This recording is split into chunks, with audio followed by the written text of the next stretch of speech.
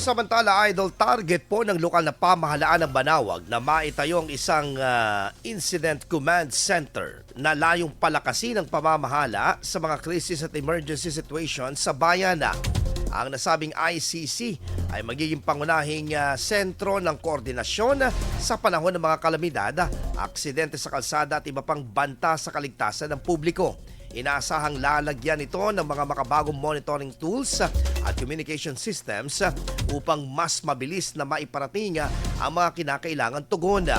Ayon kay Manawag Mayor Jeremy Aerico Rosario, ang proyektong ito ay mahalaga lalo na't dumarami ang mga turistang bumibisita sa bayan na kilala bilang tahanan ng Minor Basilica of Our Lady of the Rosary of Manawag.